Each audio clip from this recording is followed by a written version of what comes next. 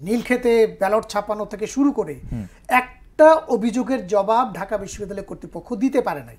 আচ্ছা, ফলে আপনি খুব সহজেই বুঝতে পারছেন ইলেকশনটা কি ধরনের ইলেকশন ছিল, ডাকসু ইলেকশন, জাকসু ইলেকশন কি ধরনের ইলেকশন ছিল, এই নিয়ে অন্তত একটু সচেতন যারা তাদের কোনো সন্দেহ থাকার কথা না, এবং বিএনপি নেতাদেরও সেই সন্দেহ নাই। ববি হাজ্জাজ যেভাবে বলছিলেন উনি স্পষ্টই বলেছেন যে আওয়ামী লীগের যে কর্মী সমর্থক আছে তাদের ভোট জামাতে দেওয়ার কথা না, অথচ ডাকসু নির্বাচনের পরে বিএনপি নেতারাই কিন্তু অভিযোগ করেছে যে আওয়ামী লীগের ভোট জামাতে গিয়েছে, ওই প্যানেলে গিয়েছে কারণে তারা জিতেছে, আর নানা অভিযোগের সঙ্গে এটাও ছিল। আপনার বিশ্লেষণ? এটা বিএনপি নেতাদের এটা একটা ছিল, এটা হলো রেটোরিক। এই কথাটা বলতে হয় সহজ, কথা বলার, এই কথা বলাটা সহজ।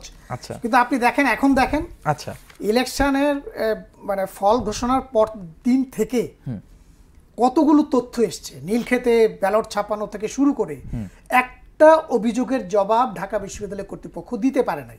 আচ্ছা, ফলে আপনি খুব সহজেই বুঝতে পারছেন ইলেকশনটা কি ধরনের ইলেকশন ছিল, ডাকসু ইলেকশন, জাকসু ইলেকশন কি ধরনের ইলেকশন ছিল, এই নিয়ে অন্তত একটু সচেতন যারা তাদের কোনো সন্দেহ থাকার কথা না, এবং বিএনপি নেতাদেরও সেই সন্দেহ নাই।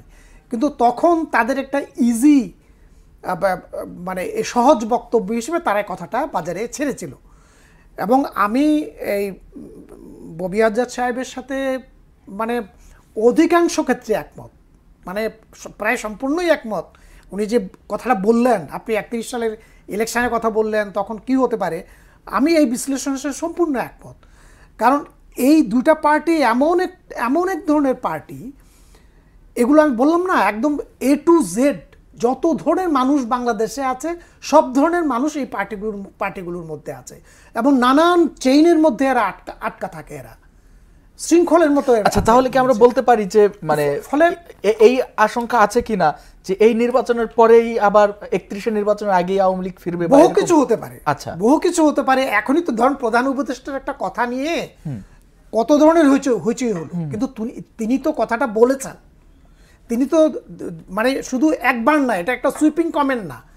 যখন সাংবাদিক মেহেদী হাসান বলছেন, আপনি বলছেন যে উইথড্র হবে, বলছে সেই সম্ভাবনা আছে, সম্ভাবনা তো তিনি বলেছেন, এটা তো সত্য কথা, তিনি বলেছেন, সেটা যে কারণেই বলে থাকুন না কেন।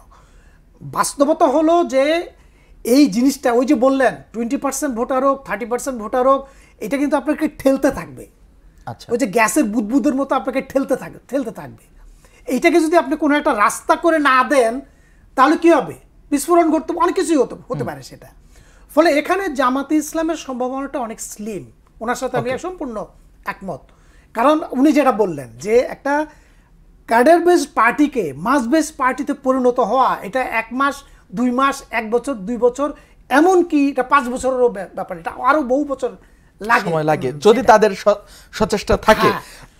ফলে এখানে আমি যেটা বলবো, আপনি উনি যেটা বললেন যে আপিল, যে নৌকার ভোটার, যারা নৌকার ভোটার আমি দেখেছি, ধরুন 79 সালে তো আওয়ামী লীগের অবস্থা, দুইটা আওয়ামী লীগ ছিল, আরো খারাপ অবস্থা ছিল। আমাদের কনস্টিটিউয়েন্সিতে, আমি কুমিল্লার যে কনস্টিটিউয়েন্সিতে আমার গ্রাম, সেই কনস্টিটিউয়েন্সিতে এমন এক লোক পাশ করেছিল যে লোক আর্মি পার্সোনাল, কেউ চিনে না। আচ্ছা, কেউ চিনে না, হঠাৎ কেন? পরে দেখা গেল ওই কনস্টিটিউয়েন্সির এক কোণা দিয়ে নৌকার এমন একটা ভোট ব্যাংক ছিল, নীরবে ওই ভোট ব্যাংক এসে ওনাকে পাশ করে দিয়েছে।